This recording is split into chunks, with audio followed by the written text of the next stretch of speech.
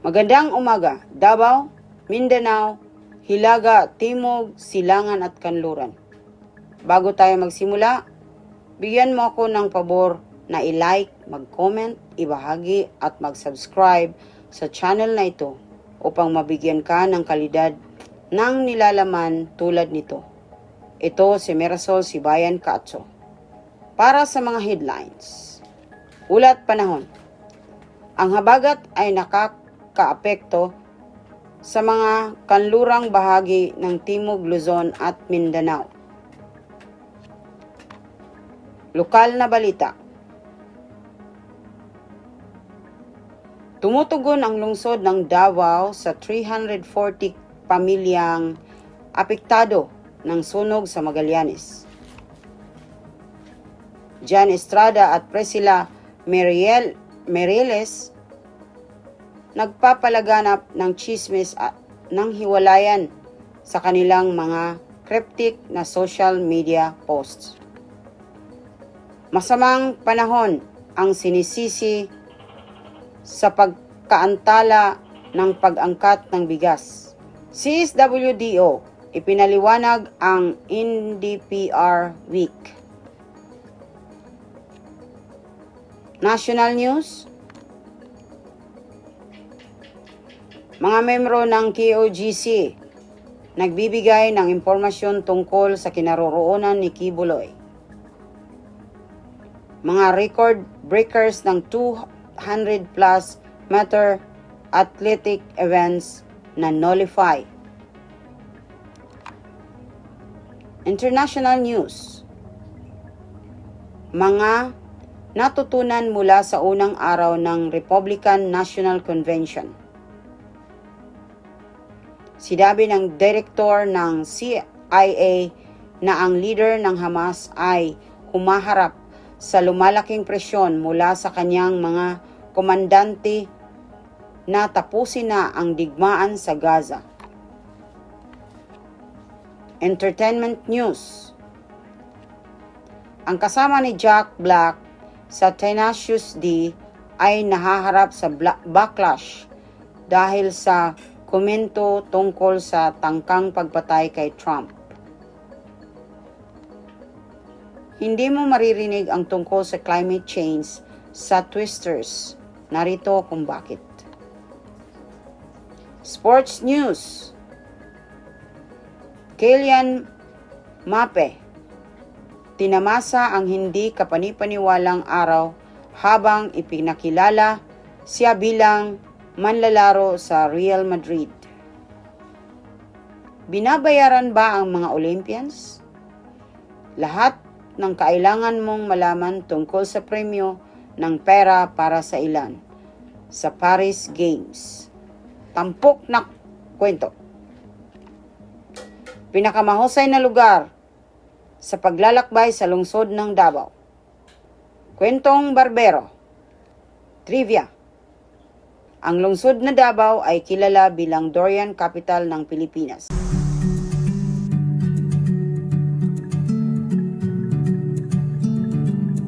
Weather forecast. Sa ganap na 3 p.m. ngayong araw, ang low pressure area LPA ay tinatayang nasa 255 km silangan ng Surigao, Surigao del Norte, 9.7 Fahrenheit North, 127.8 Fahrenheit East. Ang habagat ay nakakaapekto sa mga kanlurang bahagi ng Timog Luzon at Mindanao. Ang taya ng panahon para sa rehiyon ng Bicol, Visayas, Hilagang Mindanao, Caraga, rehiyon ng Davao, Isabela, Aurora, Quezon, Marinduque at Romblon ay nagtataya ng maulap na kalangitan na may kalat-kalat na pag-ulan at pagkidlat-pagkulog dahil sa low pressure area LPA. May panganib na pagbaha o pagguho ng lupa dahil sa inaasahan ang katamtaman hanggang sa malakas na pag-ulan sa mga lugar na ito.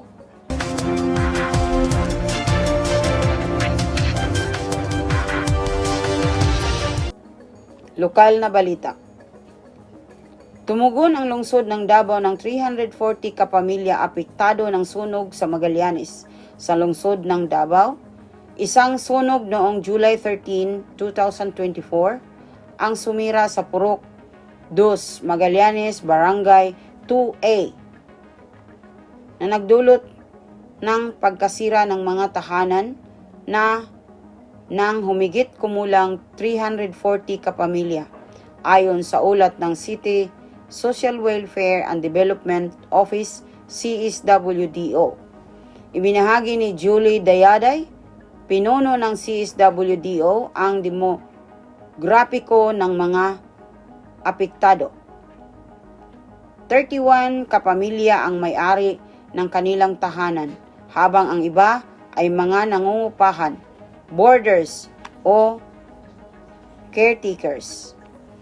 Ang agarang tulong ay bibilangan ng pinansyal na tulong hanggang 20,000 pesos para sa mga lubusang nasirang bahay at sa mga relief supplies tulad ng pagkain, non-food items at hygiene kits na ipinamahagi sa Magallanes Elementary School kung saan kasalukuyang naninirahan ang mga biktima. Ang isang donation drive sa Rizal Park na inorganisa sa pakikipagtulungan sa pribadong sektor ang naglalayong magdagdag sa kasalukuyang relief efforts. Binigyang diin ni Dayaday ang pangangailangan ng mga angkop na donasyon. Hinihikayat ang publiko na magbigay ng disenteng damit at hygiene kits na angkop para sa mga apektado ng sunog. John Estrada at Priscilla Mireles nagpapalaganap ng chismis ng hiwalayan sa kanilang mga cryptic na social media posts. Ang celebrity couple na sina John Estrada at asawang si Priscilla Mireles ay muling nahaharap sa mga usap-usapan ng hiwalayan batay sa kanilang kamakailang mga aktibidad sa social media. Looking very divorced, Mr. Estrada at Lily Holman. Komento ni Priscilla sa pinakabagong post ni John Estrada. Sa kasalukuyan noong Lunes, July 15, 2024, nagtanggal na ng comments si John Estrada para sa kanyang post. Ibinahagi rin ni Priscilla ang ilang Instagram stories na lalo pang nagpataas ng espekulasyon sa estado ng kanilang pagsasama. Noong 2023, ang mag-asawa ay iniulat dumaan sa isang rough patch na may mga espekulasyon tungkol sa infidelity ni John kay Priscilla na kumalat sa social media. Ganoon pa man, sa huling bahagi ng taon, kinumpirma ng mag-asawa na sila ay nasa mabuting kalagayan muli. Masamang panahon ang sinisisi sa pagkaantala ng pag-angkat ng bigas. Ang Department of Agriculture Davao Region, DA Davao, ay tumugon sa mga alalahanin tungkol sa pagkaantala ng pag-angkat ng bigas sa lungsod ng Davao noong unang bahagi ng July na iniugnay ang pagkaantala sa masamang kondisyon ng panahon, partikular na ang easterlies. Si Celso Vergara, Regional Public Information Officer ng DA Davao, ay nagpaliwanag sa isang panayam sa Sunstar Davao na sa kabila ng mga pagkaantalang ito, walang kakulangan ng bigas sa Davao o sa Pilipinas sa kabuuan. Binigyang diin niya na ang patuloy na pag-aangkat at pag-e-export ay nagpapanatili ng isang matatag na supply sa buong bansa na may National Food Authority, NFA, na tinitiyak ang sapat na buffer stock. Tinanggal ni Vergara ang mga chismis ng kakulangan ng bigas na kumakalat sa social media na ipinaliwanag na ang kamakailang mga kalamidad sa panahon ay nagdulot ng pagkaantala sa pagdating ng mga shipment ng bigas sa mga port ng Davao. Tiniyak niya sa publiko na ang DA Davao ay nagsasagawa ng regular na price monitoring upang maiwasan ang overpricing. Bagaman inamin niya na ang ilang mga imported na uri ng bigas ay maaaring mas mahal, partikular na ang yaong mula sa mga kalapit na bansa sa Timog Silangang Asya tulad ng Vietnam. CSWDO ipinaliwanag ang NDPR Week. Inihayag ng City Welfare and Development Office, CSWDO, ang nalalapit na pagdiriwang ng ika-46 na National Disability Prevention and Rehabilitation NDPR Week na nakatakda mula July hanggang 19, 2024 sa lungsod ng Davao. Binigyang diin ni Julie Dayaday, pinuno ng CSWDO, sa isang panayam sa media ang focus ng kaganapan sa pagbigay ng mahalagang serbisyo sa mga persons with disability, PWDs. Particular na ang pagbibigay diin sa kabuhayan at skills development. Ipinahayag niya ang kasabikan ng komunidad na makilahok sa mga aktibidad na nagtataguyod ng leadership at spiritual growth sa mga PWDs.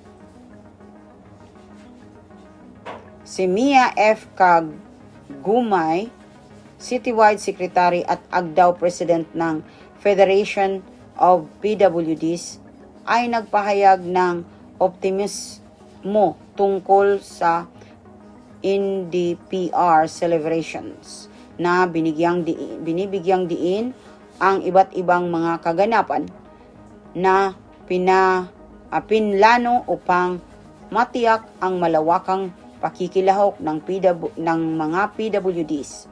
Ang isang linggong kaganapan ay kinabibilangan ng product display at cultural presentation sa Rizal Park, Paralympic Games sa Kabantian Gym at magtatapos sa isang Thanksgiving Mass sa San Pedro Cathedral na may layuning itaguyod ang inklusibong paglago at kamalayan para sa komunidad ng PWDs.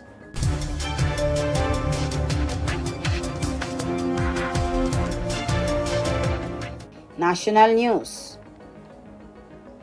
Mga miyembro ng KOGC nagbibigay ng impormasyon tungkol sa kinaroroonan ni Kibuloy.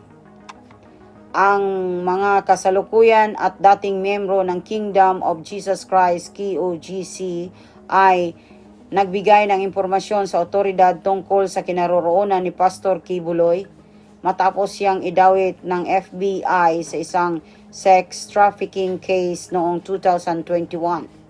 Ayon sa isang ulat mula sa Bombo Radio Davao noong July 15, 2024, nananawagan ang mga miyembro ng KOGC kay Kibuloy na umuwi sa Pilipinas upang harapin ang mga akusasyon laban sa kanya. Sa ilalim ng anonymous condition, ibinahagi ng isang kasalukuyang miyembro ng KOGC na si Kibuloy ay hindi bumalik sa kanyang mansyon sa lungsod ng Davao at sa halip ay nagtago sa iba't ibang lokasyon sa Southern California, USA para maiwasan ang otoridad. Ang FBI ay naglabas ng wanted poster para kay Kibuloy at siya ay itinuturing na fugitive. Gayunpaman, pinabulaanan ng kanyang abogado na si Ferdinand Topacio ang mga paratang na nagsasabing sila ay politically motivated. mga record breakers ng 200 plus meter athletic events na nullify. Ang mga athletics governing bodies ay nag-nullify ng record breaking performances sa mahigit 2,000 meter events dahil sa hindi tamang setup ng track. Ayon sa isang report ng GMA News noong July 15, 2024. Ang mga na-nullify na records ay kinabibilangan ng mga national records, personal bests at iba pang milestone na nakamit sa mga maling setup ng track, kabilang na ang maling mga sukat at layouts. Sinisisi ng mga athletics governing bodies ang kahinaan ng pamamahala ng mga events na ito at iniutos ang muling pag-recheck ng mga records at mga venue ng mga malalaking athletics events upang maiwasan ang ganitong insidente sa hinaharap. Gayon din ipinahayag ng mga organizer ng athletics events ang kanilang intensyon na patuloy na pahusayin ang kalidad ng kanilang mga facilities upang matiyak na maayos at wastong masusukat ang mga performance ng mga athletes.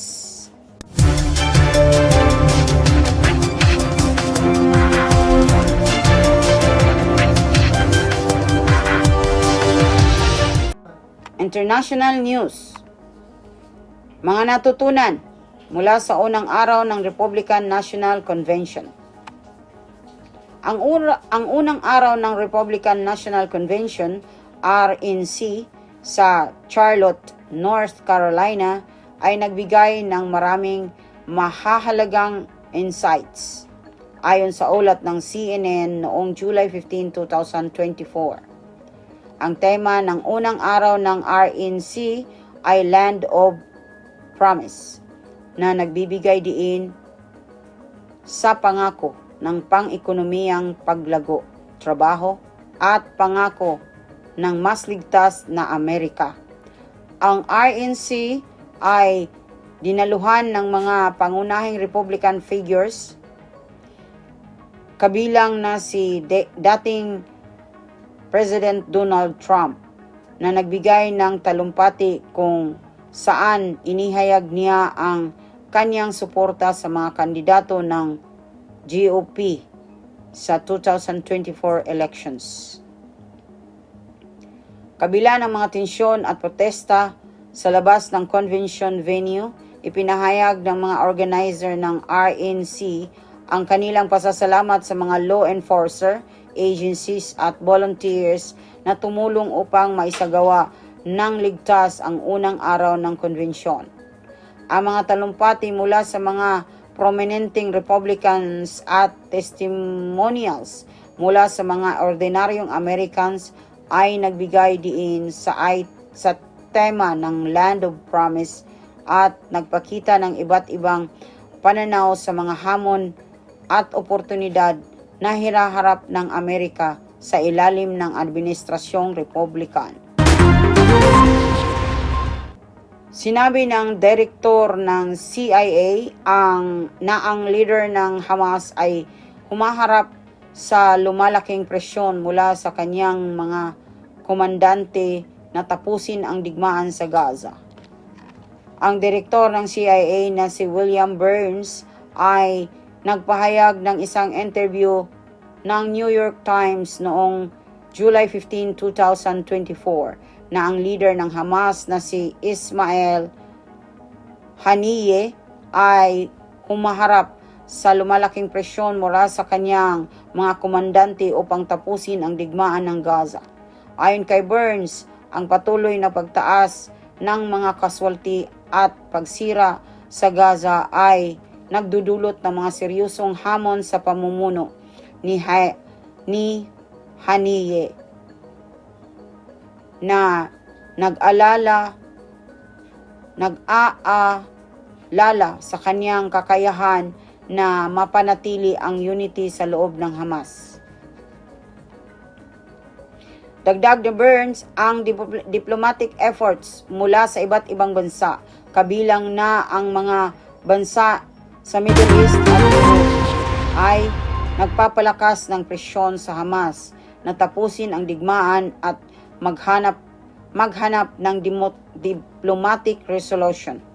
Gayunpaman, kinikilala ni Burns na ang mga usaping politikal at seguridad sa rehiyon ay magpapatuloy na magdudulot ng mga hamon sa pagtataguyod ng pangmatagalang kapayapaan sa Gaza.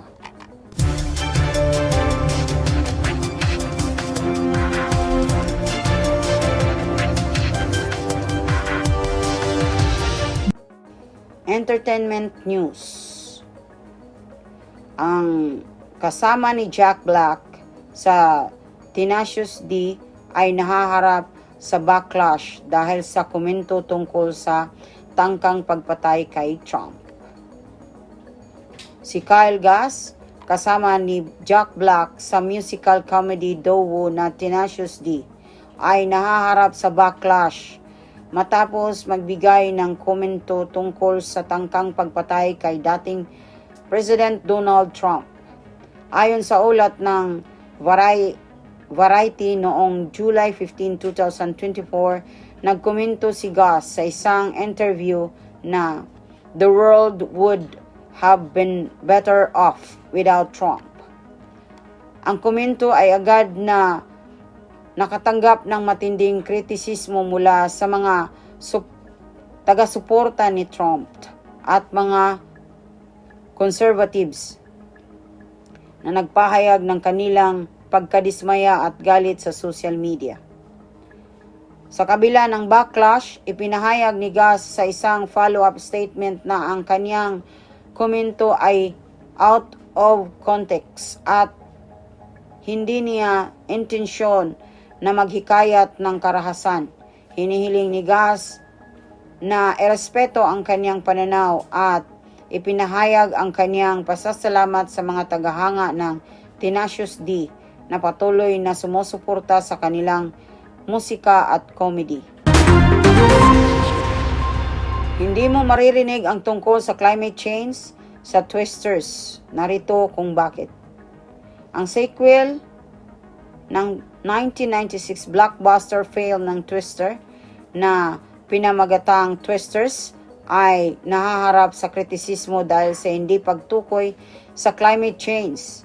Ayon sa ulat ng The Guardian noong July 15, 2024, sa kabila ng temang natural disaster at tornadoes, ang pelikula ay walang anumang pagbanggit o reference sa climate change na nagdulot ng mga tanong sa mga tagahanga at kritiko tungkol sa kawalan ng awareness sa isang mahalagang isyu sa modernong panahon. Ayon sa director ng Twisters na si Joseph Kosinski, ang desisyon na huwag mag-focus ng climate change ay upang mapanatili ang primary objective ng pelikula na magbigay aliw at magbigay ng cinematic experience sa mga manunood. Dagdag pa niya, ang pelikula ay naglalayon na magbigay buhay ang legacy ng original Twister sa pamamagitan ng pagsasama ng mga kahangahangang special effects at thriller na storyline na may focus na sa human drama at survival.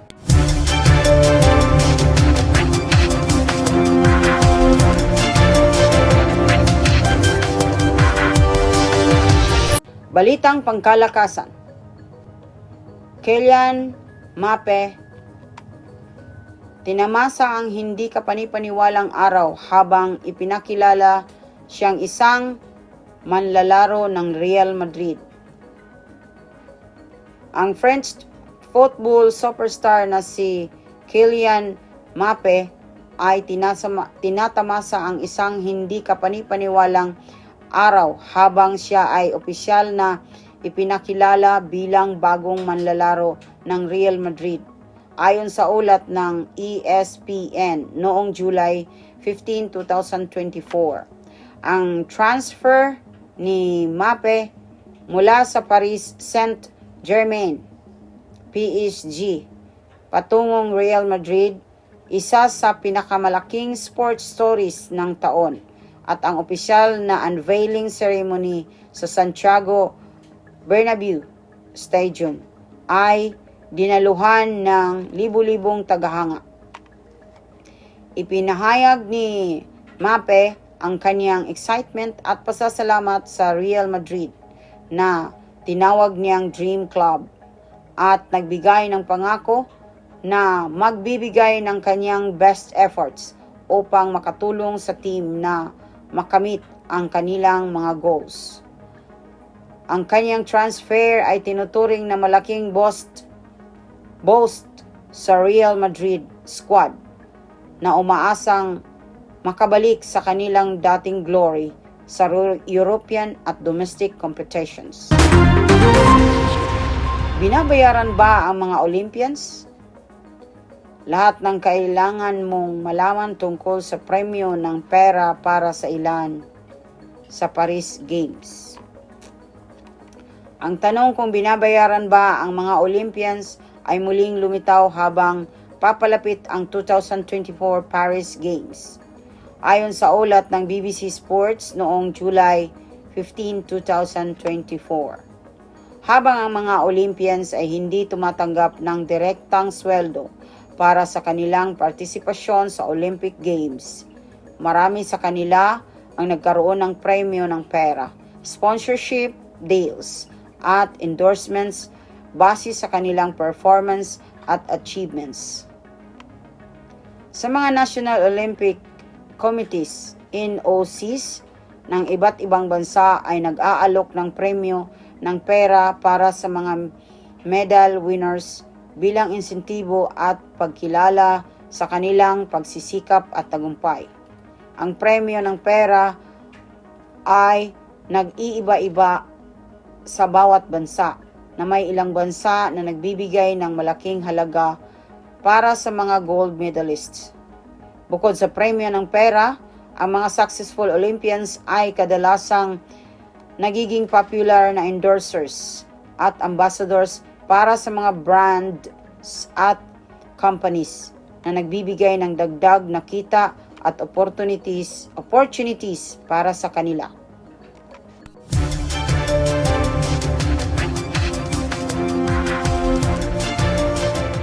Mga tampok na kwento. Pinakamahusay na lugar sa paglalakbay sa lungsod ng Davao, Eden Nature Park, isang ecotourism destination na may nag-aalok ng hiking trails, zipline adventures, at panoramic views ng Davao City.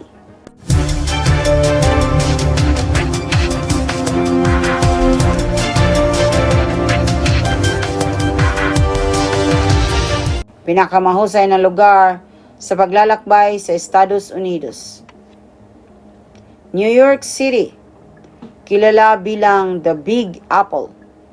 Ang NYC ay puno ng iconic landmarks tulad ng Statue of Liberty, Central Park, Times Square at Broadway. Kwentong Barbero.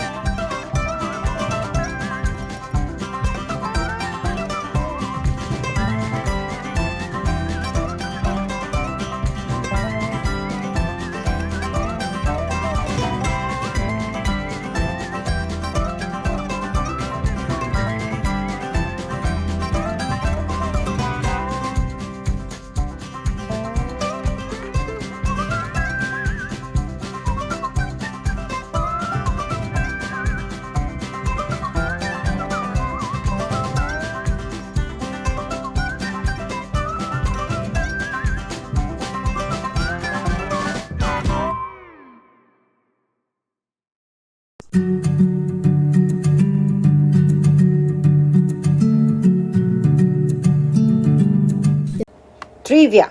Ang lungsod ng Davao ay kilala bilang durian capital ng Pilipinas. Ang lungsod ay sikat sa durian fruit nito na mahal ng marami dahil sa kakaibang lasa at malakas na aroma nito. Yan ang ating balita para sa araw na ito. Maraming salamat sa panunood ng video na ito. Huwag kalimutang mag-like, mag-share, mag-komento at mag-subscribe at i-press ang button para sa mga bagong kaganapan kung gusto mo ng mas maraming comment na tulad nito. Ito si Marisol Cacho na nag-uulat. Good morning, Davao.